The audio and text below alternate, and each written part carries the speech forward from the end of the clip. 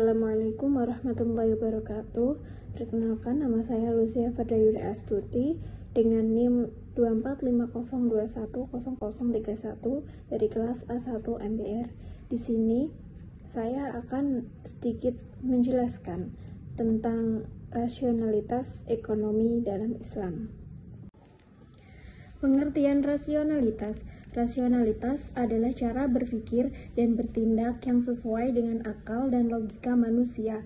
Secara khusus, rasionalitas juga dapat dijelaskan sebagai kecenderungan untuk memenuhi rencana jangka panjang dengan mempertimbangkan segala resiko dan manfaat dari tindakan yang diambil. Rasionalitas merupakan hasil dari faktor ekonomi dan agama yang menjadi dasar dalam pembahasan tentang perkembangan kapitalisme. Rasionalitas memiliki arti dan maksud yang berbeda-beda pada setiap orang, di mana seseorang membuat keputusan sendiri berdasarkan pada rasional masing-masing. Dalam teori ekonomi modern, pelaku ekonomi dapat dikatakan rasional apabila keputusan yang diambil didasarkan pada sikap dan dilakukan secara konsisten, prioritaskan hal yang penting dan sesuai dengan kemampuan. Dalam literatur ekonomi, rasional berarti tahu bahwa sikap dalam bertindak lebih mengutamakan hal yang lebih penting dari keinginan belaka. Rasional menurut Islam apabila yang pertama yaitu menghindarkan diri dari sikap israf atau berlebih-lebihan melampaui batas. Seseorang konsumen muslim akan selalu mempertimbangkan maslahah bagi diri dan masyarakatnya dalam mengkonsumsi suatu barang atau jasa dan menghindari sikap israf. Ia tidak akan menuruti wonnya untuk mendapatkan utility yang maksimum apabila didapati wonnya itu mengandung israf. Misalnya, seorang muslim tidak akan mengkonsumsi makanan yang mahal-mahal walau income-nya memungkinkan untuk membelinya. Sementara, ia mengetahui tetangganya kelaparan karena tidak punya makanan. Ia akan memilih untuk menginfakkan sebagai income-nya kepada tetangganya agar dapat makan.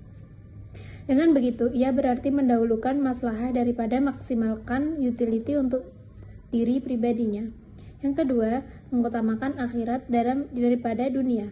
Pada asasnya, seorang muslim akan dihadapkan pada dua pilihan, yaitu di antara mengkonsumsi barang ekonomi yang bersifat duniawi saja dan yang bersifat ibadah atau ukhrawi. Penggunaan barang atau jasa untuk keperluan ibadah bernilai lebih tinggi dari konsumsi untuk duniawi. Konsumsi untuk ibadah lebih tinggi nilainya karena orientasinya adalah al-falah yang akan mendapatkan pahala dari Allah Subhanahu wa Ta'ala, sehingga lebih bertujuan untuk kehidupan akhirat kelak. Oleh karena itulah, konsumsi untuk ibadah pada hakikatnya adalah konsumsi untuk masa depan atau future consumption, sedangkan konsumsi duniawi adalah hanya untuk konsumsi masa sekarang atau present consumption. Semakin besar konsumsi untuk ibadah, maka semakin tinggi pula al-falah yang akan dicapai. Yang ketiga, konsisten dalam prioritas pemenuhan keperluan atau daruriyah, hajiyah, dan tahsiniyah. Keperluan manusia dalam konsumsi memiliki tingkat kepentingan yang tidak selalu sama. Terdapat prioritas-prioritas di antara satu dengan lainnya yang menunjukkan tingkat kemanfaatan dan kemendesakan dalam pemenuhnya. Para ulama telah membagi prioritas ini menjadi tiga, yaitu al-hajah al-daruriyah, al-hajah al-hajiyah, dan al-hajah al-tahsiniyah. Seorang muslim perlu mengalokasikan budgetnya secara urut sesuai dengan tingkat prioritasnya secara konsisten. Keperluan pada tingkat daruriyah mesti dipenuhi terlebih dahulu, baru kemudian hajiyah dan kemudian tahsiniyah. Prioritas ini semestinya diaplikasikan pada semua jenis keperluan, yaitu agama, kehidupan, harta, ilmu pengetahuan, dan kelangsungan keturunan. Yang terakhir yaitu memperhatikan etika dan norma syariah Islam, memiliki seperangkat etika dan norma yang mesti dipedomani dalam semua aktivitas kehidupan. Beberapa etika misalnya kesederhanaan, keadilan, kebersihan, halalan thayyibah, keseimbangan, dan lain-lain.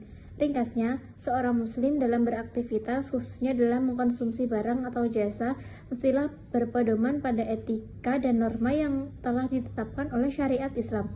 Ini artinya ia lebih mengutamakan maslahah dari mendapatkan utility untuk memenuhi wonnya yang relatif tidak terbatas. Asumsi rasionalitas ekonomi Islam. Asumsi menurut bahasa berarti dugaan yang diterima sebagai dasar atau landasan berpikir karena dianggap benar. Asumsi menurut istilah adalah dugaan atau anggapan sementara yang belum terbukti kebenarannya dan memerlukan pembuktian secara langsung. Asumsi mengindikasikan kesimpulan awal namun belum final. Kefinalan asumsi akan selesai bila ada bukti nyata atau real seperti memiliki dasar argumen dengan melalui beberapa uji empiris, riset, atau observasi.